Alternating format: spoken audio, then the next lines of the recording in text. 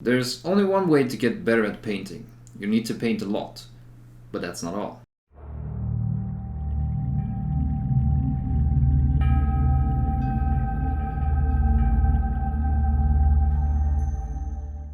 Of course, you shouldn't just mindlessly paint miniatures when you're learning, because while you pick up some things as you go, you are also bound to pick up some bad habits, and repeating the same mistakes or things that don't make you feel happy about your painting over and over will not help.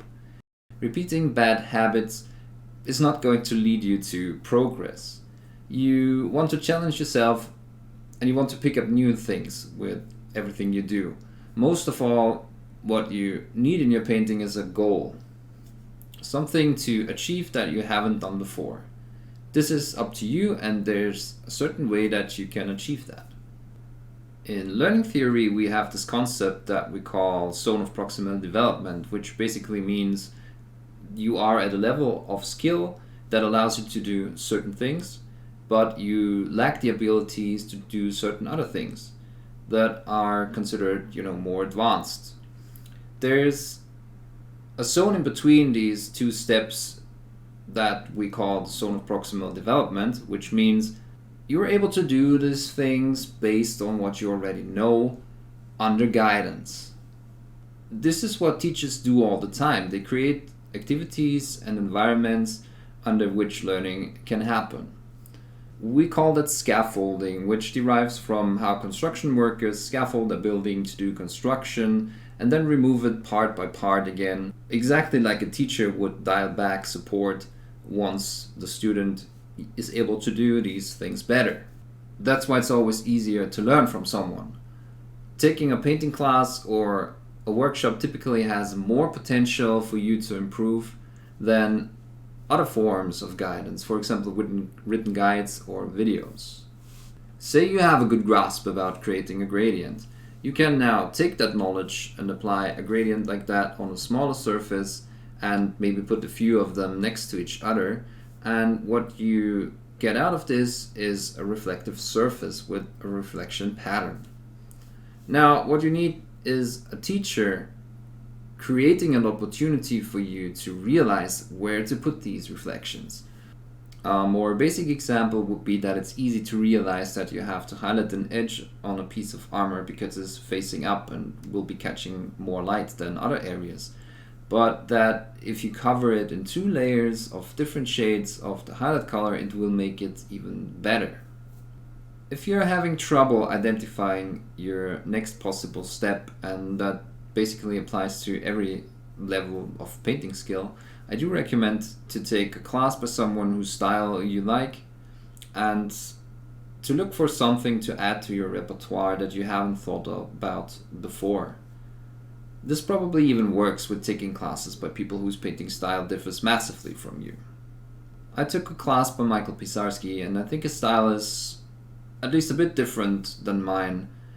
And I think even taking classes by people who have a distinctively different painting style than you is creating multiple opportunities to learn. Am I all of a sudden going to paint all my non-metallic in thin line patterns? No, probably not, because it doesn't suit my style. But for example, I learned how to blend and shift colors with washes, and that's something that I avoided for reasons of preferring matte results, for example. I knew how to blend colors together before and how to blend with glazes, but this gave me a new perspective to look at blending in general and increased my repertoire, and that is what you want to be looking for. Coming back to what you can do if you don't have the luxury of painting classes. What can you do if you are on your own without these opportunities to learn? Well, you got to create your own opportunities. You need to scaffold your own learning. So what should you do? You need to read tutorials or watch YouTube videos with a different perspective. Try to realize where there's room for you to improve and maybe write them down on a piece of paper. Articulate in any way that works for you different steps that are in reach and that you might be able to achieve with the learned knowledge. These steps will probably not be as big as the steps you can take with a teacher, Your zone of proximal development is smaller like that, without a guidance that is tailored to your needs and that is interactive, where you can ask questions if something is unclear and so on. But changing the mindset you are watching these videos with and defining a singular goal without tackling too much at once should be within reach. I suggest that next time you finish a paint job, take the extra time and look at it. I know this is where it maybe feels a bit like homework, but it's a necessary step. Critically and honestly analyze where you are at and where you want to be with your painting. And most of all, what steps do you have to take to get there? An example could be that your blendings look smooth, but you are lacking contrast because your shades are not dark enough. Or for example, your blending is good all the way through your midtones, but when it comes to the last highlights, everything kind of ends up chalky. That means you have to look at what you are doing and maybe try to come back to the first example, a darker color for your shades. And if that makes your gradients a bit worse on first sight, but it improves your overall results, then that's progress. Later you can always go back and fix the gradients again, adapting your knowledge to new circumstances. Or you need to realize that using a lighter color also means that there's a lot more white in there and that you can just mix the amount that you would be using for darker colors, but you need to reduce the amount you're mixing in to get your next layer, your next highlight layer. If you analyzed what exactly you don't like about your result, you can go and look for solutions. And that also answers the question we never asked in this video, whether or not a YouTube video is good. It can be good for some people, but not for others. One thing I want to touch onto while we are at it is that you should not be afraid to leave miniatures unfinished.